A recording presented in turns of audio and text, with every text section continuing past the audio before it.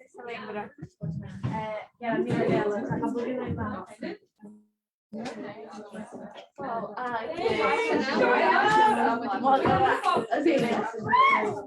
actually, a little bit more.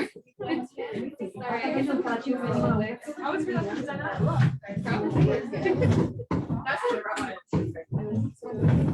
Ela era. Tava na mesa. Continuou already. Now, this is our official. Tá bom.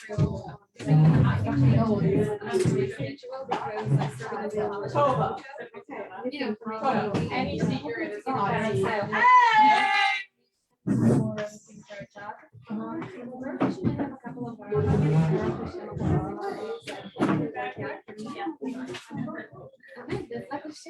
and like after school. What? And Baruch Hashem, I started setting my time frame, and I feel like the shoot will here. Like generally, we lived in Chicago almost for. Chicago, I'm excited. Veteran. Yeah. I literally wore these things for like so long. I was 17. Like, oh, great. Wow. Yeah. Very unwell. I wanted to go to Israel before, but then they told me about the Makom Yadus, so I'm I wasn't really up to it, but then I no, actually, I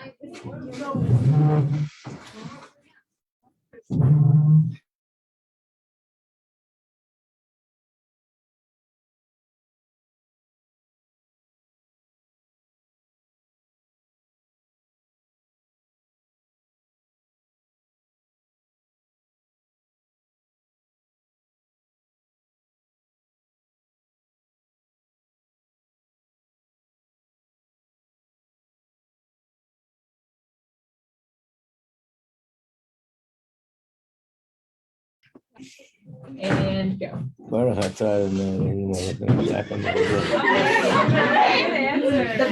The best prank is when someone tells me a bracha too. I agree. Like, always a joke. Yeah. Becomes a joke stuff. Rabbi Majeski, you have to get some silver. Okay, Hashem. We don't know where to get around, especially in the month of Adar.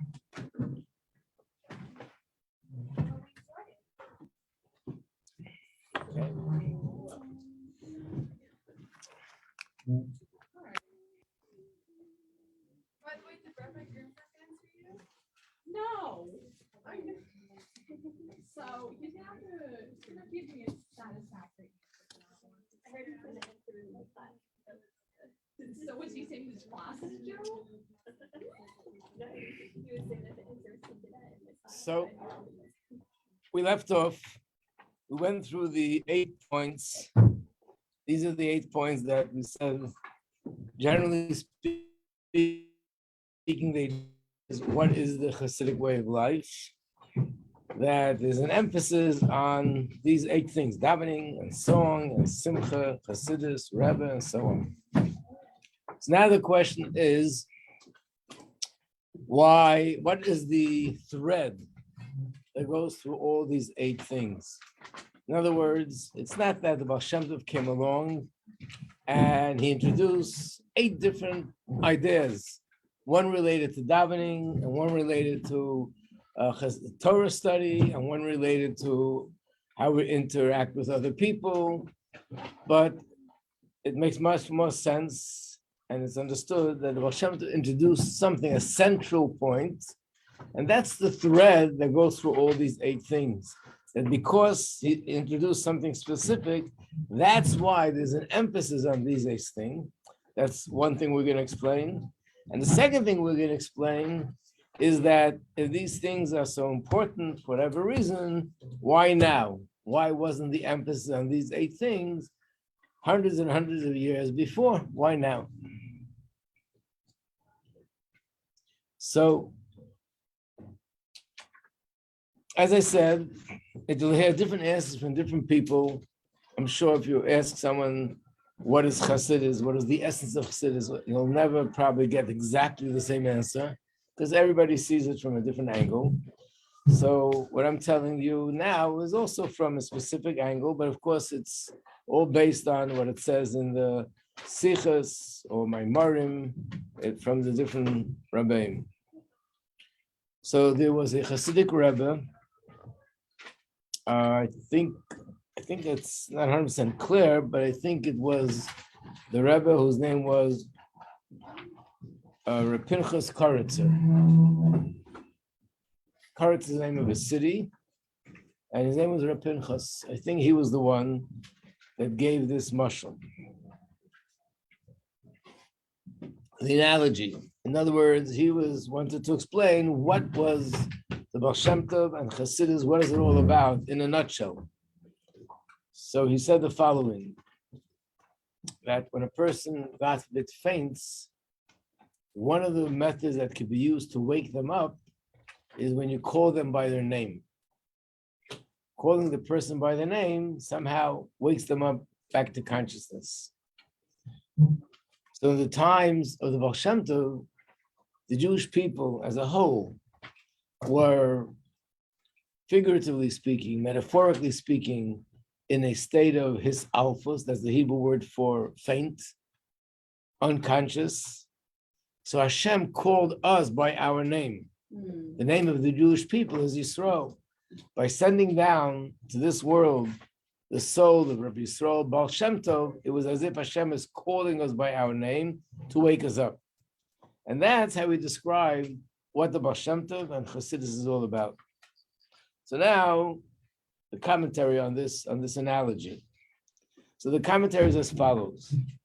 When a person, God forbid, faints, nothing really changes in the physical body that we can see. The hands, the feet, the head, everything is in order. There's nothing, God forbid, missing. Nothing was injured. They haven't eaten for a while, so they're weak, and they fainted.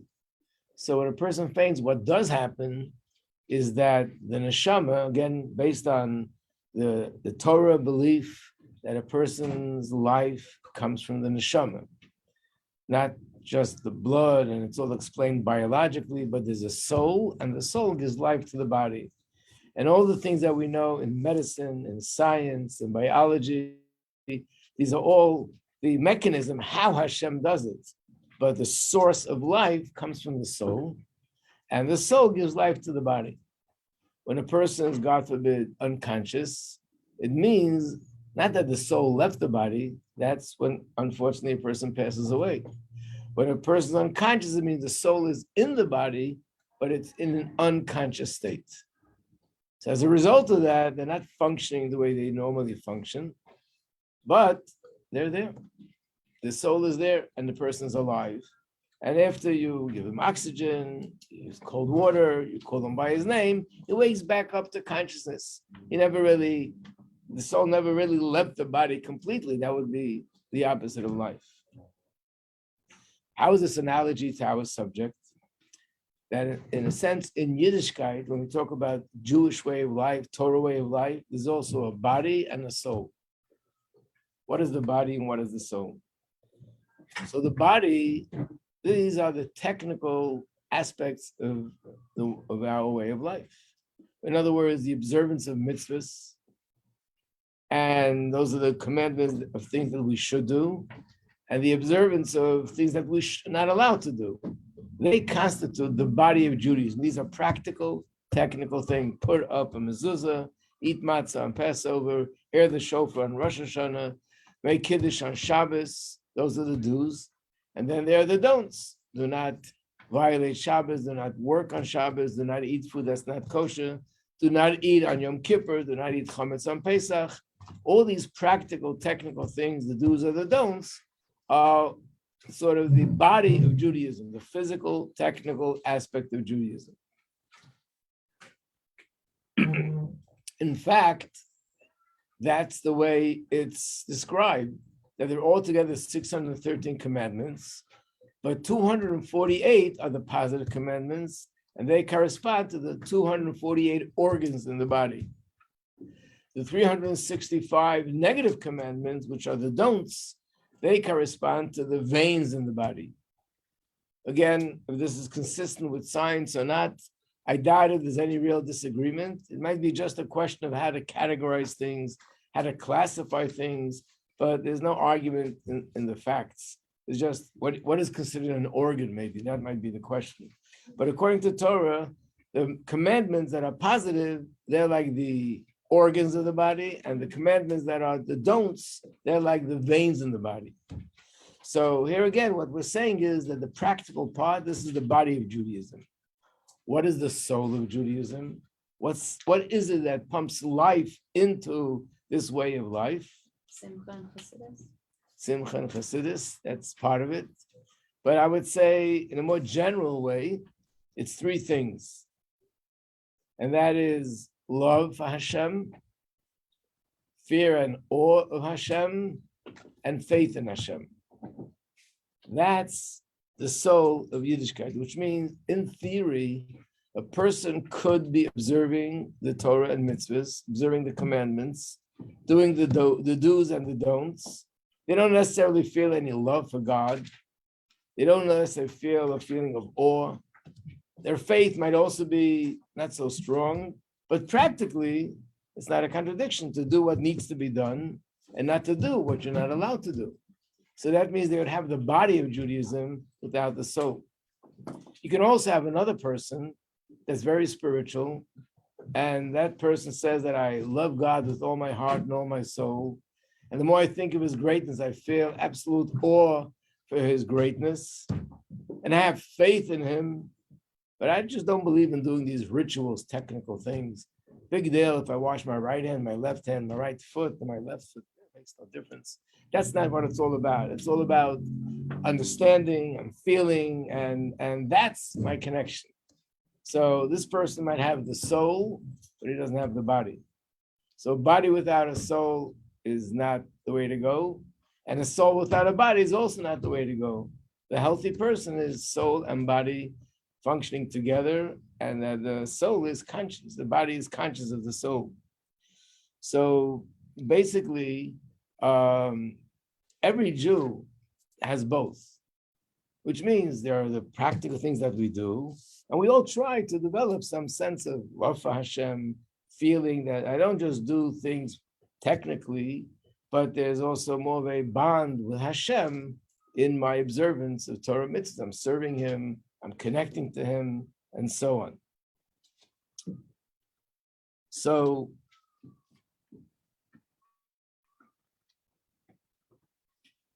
in a sense, we can say that the difference between the two schools of thought, those that are more into Chassidus and those that are not, is that those that are not into Chassidus, their main focus is on strengthening and building the body.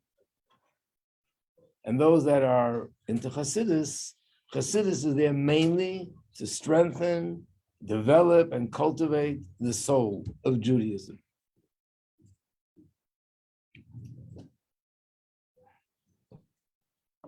I don't know if it's a good mashal, but maybe you can say it's like with physical health. There's certain doctors that everything is technical. You need medicine for this, you need medicine for that. If a person walks in and their back is bent and they're looking down, doctor give him a brace to straighten out his back, do some exercise, something physical to do. And then there are doctors that are more dealing with what they call holistic. How do you, about what's going on inside, and how do you feel, and what's your thoughts, and to be happy. Mental health. But these are the kind of things that from the inside, it corrects things on the outside. They work more with what's going on inside. But of course, that's only something to compare it to.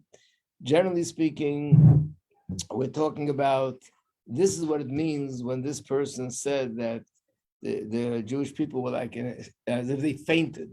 It means there was nothing really lacking so much on the practical part. We're talking about 300 years ago. It was a time where most Jews observed the Torah and the mitzvahs. Most Jews davened 3 times a day. They put on tefillin. They kept Shabbos. They kept kosher. They observed all the holidays. They observed the laws. But what was beginning to start happening, and where there was a lack and a weakness in the neshama, in the soul of Judaism, a lack and a weakness in that emotional bond with Hashem in Judaism, which means it is possible to be actually very involved in Judaism. Like it was, for example, Torah. Torah is academic. There were people, brilliant geniuses, who loved studying Torah, and they studied Torah day and night.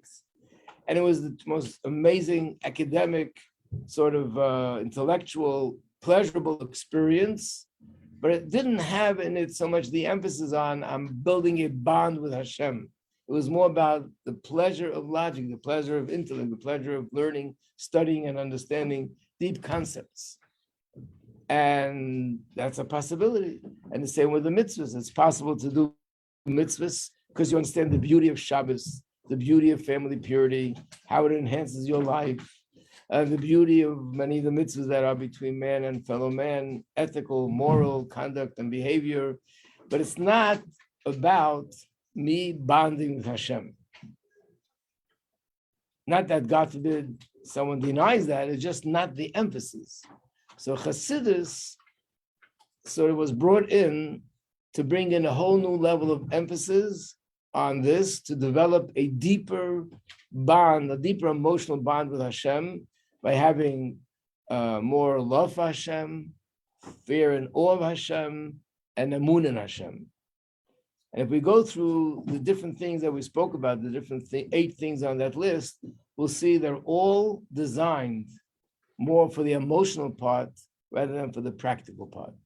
And we'll soon see how. But before we go there, I want to give a little introduction. And that is, there's another question that needs to be answered before we go there. And the question is, whichever way you look at it, it's a change. And isn't that against traditional Judaism? Don't make changes. We have the Torah, we have the mitzvahs. It was given 300 years ago.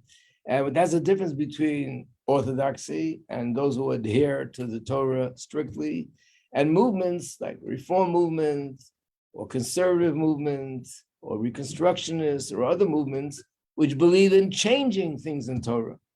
And if you follow Torah strictly, you don't make changes. And here we're talking about something that everyone agrees, this is not something which was there years ago, but now we made this change. Or at least 300 years ago, we started making this change. Isn't change itself something which contradicts Torah? God is eternal, the Torah is eternal, and we believe that it's never going to change.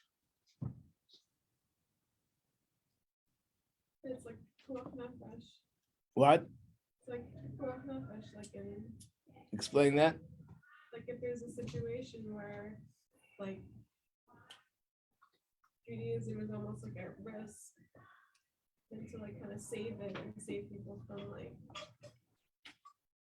Okay, so let me elaborate on that and just explain it in more detail. First of all, I want to say that this is based on Torah itself. There's a verse in the Torah, it's in Kohelet, where it says, Hakel asa yafa be'ita, which means Hashem did everything in the right time. And what does that mean? So the Gemara, the Talmud says that there are many things that are beautiful things, amazing things, but Hashem does it when he sees it's the right time. For example, the Torah itself. The Torah itself was given after the world was in existence for over 26 generations. From Adam Arishon, the first man that was created, until Moshe Rabbeinu, were 26 generations, father and son, father and son. And when did Hashem choose to give the Torah then? Why didn't he give it earlier? So it's not only that Hashem gives us what he sees to be good, but he also gives it to us in the time that he sees to be the right time and the proper time. Because even something that's good, but if you do it in the wrong time, it becomes not good.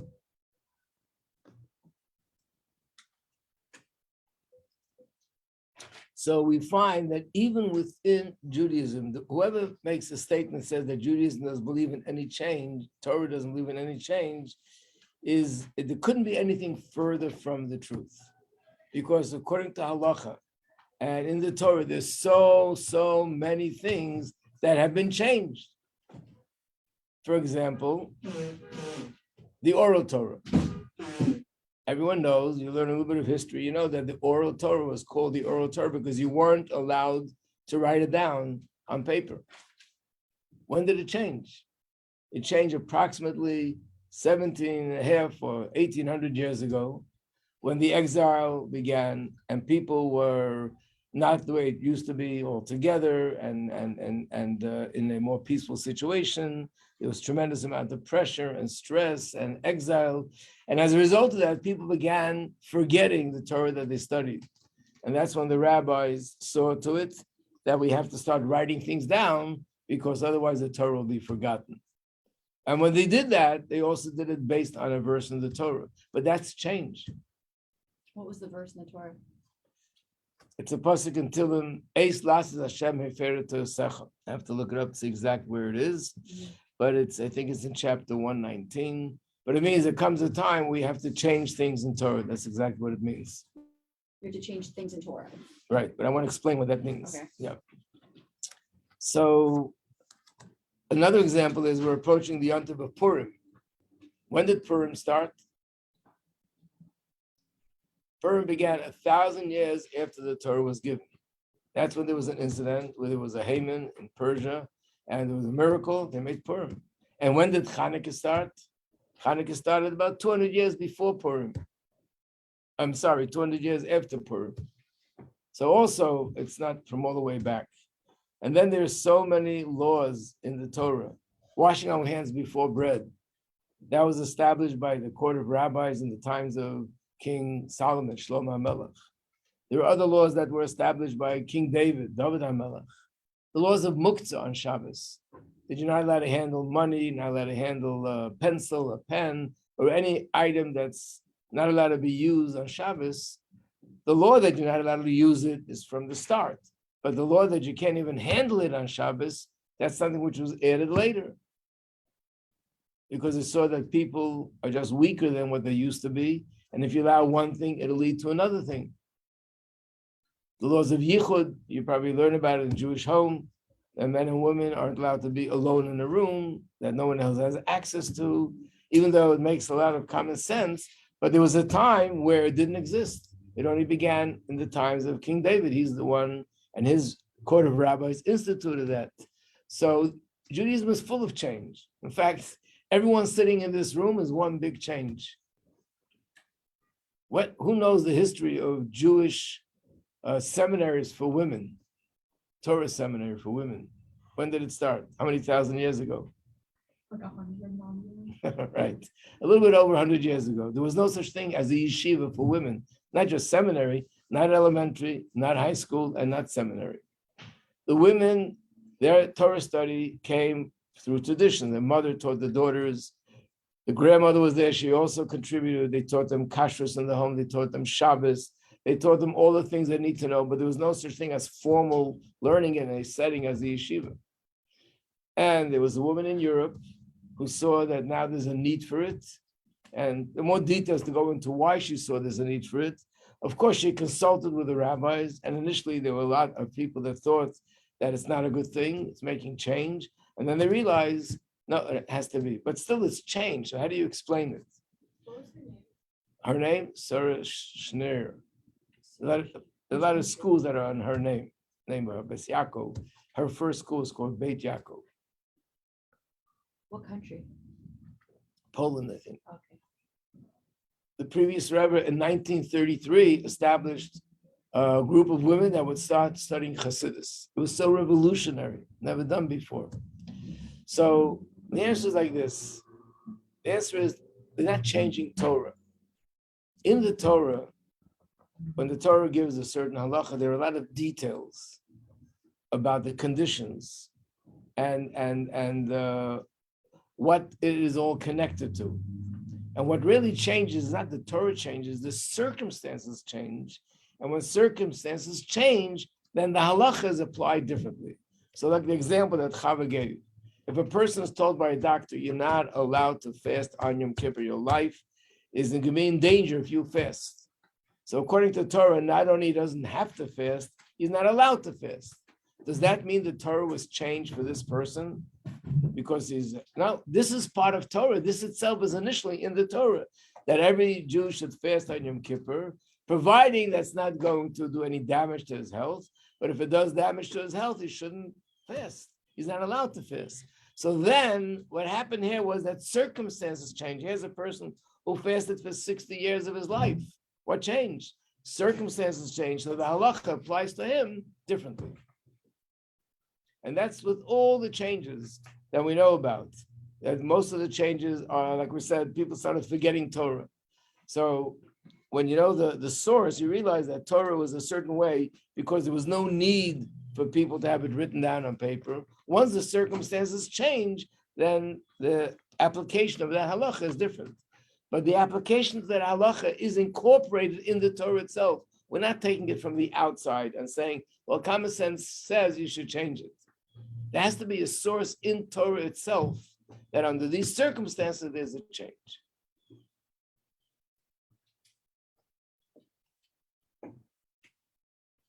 You might remember, I mentioned this when we were talking about the Rosh Hashanah for the trees.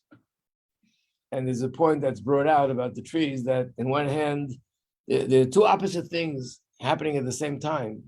The tree, plants in general, and trees specifically, have the trait of growing more than anything else in the world, more than humans, the human kingdom, and the animal kingdom, and the inanimate kingdom. Nowhere else do you see growth like you see it with plants, and especially with trees. Take a little tiny seed, put it in the ground, and it grows hundreds of feet, hundreds of branches, thousands of leaves, or thousands of fruits, grows and grows and grows. On the other hand, we see something which is the exact opposite. Not in the animal kingdom, not in the human kingdom, and not in the inanimate kingdom do you find that something is stuck to where its roots. And trees are stuck to their roots, which means as long as it's connected to the roots, grow, keep growing. More, something new, new fruits, new leaves, new branches. But if it's connected to the roots, then it's okay. That means that all the changes in Torah have to be based on Torah. Yeah. So for instance, like when the conservative rabbis got together and they made a halachic argument that because circumstances change, now it's appropriate to drive to shul, provided that you do it in a Shabbos-friendly way, like maybe you only turn the ignition once and you leave your car running in the parking lot or whatever it may be, or you don't buy gas on the way. They would have said the same thing. They would have said, halacha speaks of the changes in conditions that we have to respond to. Right, but there's no source in halacha that says that for the purpose of going to shul, you're allowed to violate Shabbos. For the purpose of saving your life, you're allowed to violate Shabbos.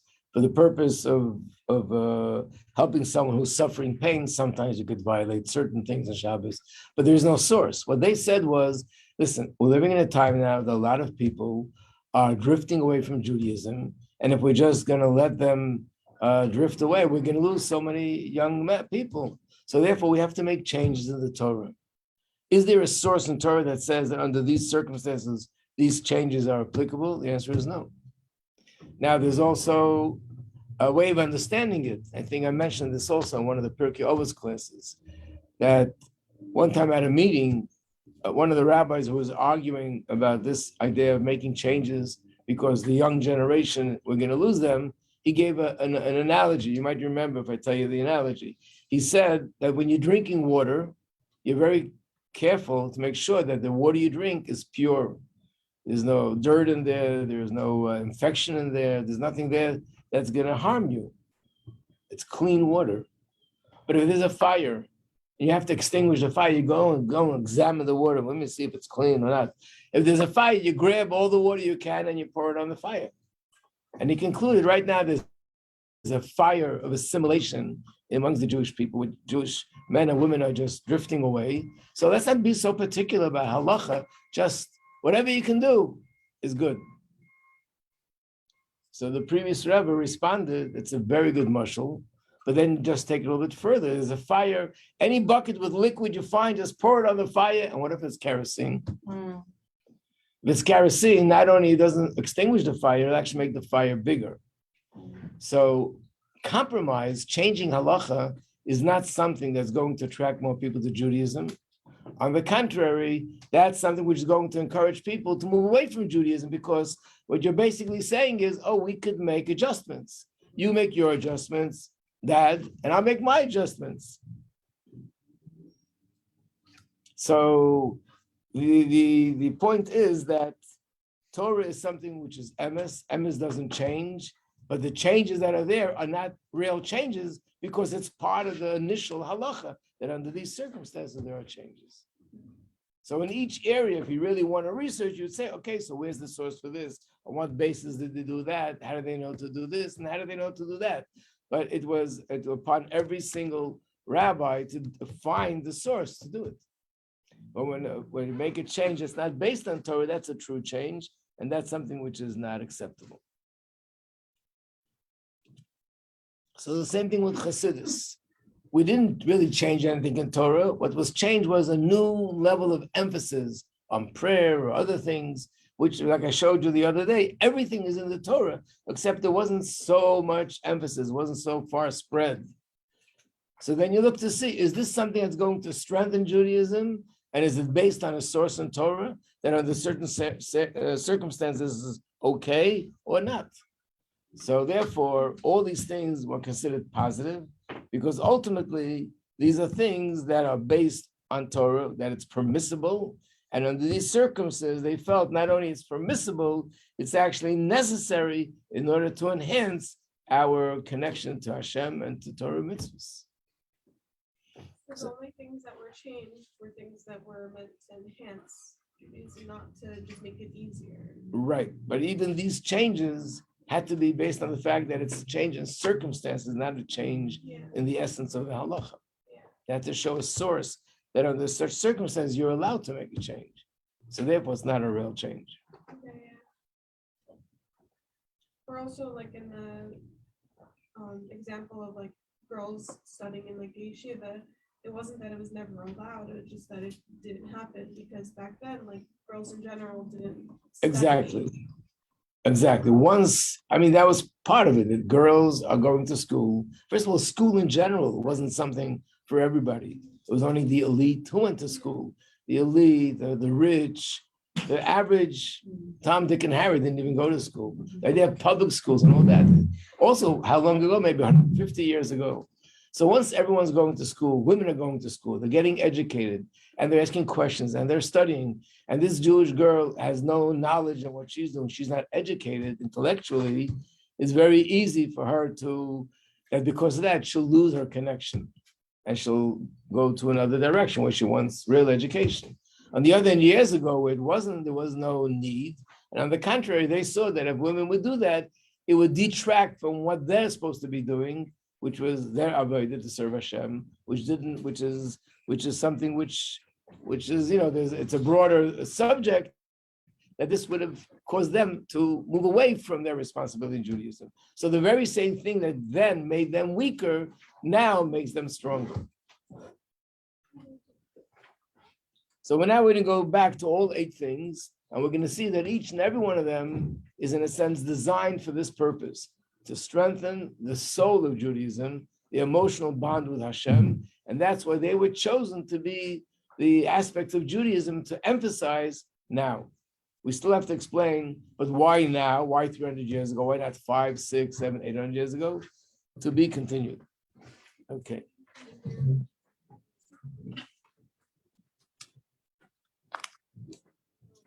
What's going to happen? Is anyone on Zoom? Everyone will be absent. That's all. I know. Like, I came to your office a few times throughout the week, but you're a busy guy. So, Why didn't you tell me? but I did not educate. I told Mrs. Bertle and Abramson and Mrs. You're going Cohen to be away. that I'm going to be away. But I just wanted to use my also. So everyone's not going to be here next week. So. all right. Okay, enjoy. Thank you. I guess we're all just going to have to skip class. I don't know.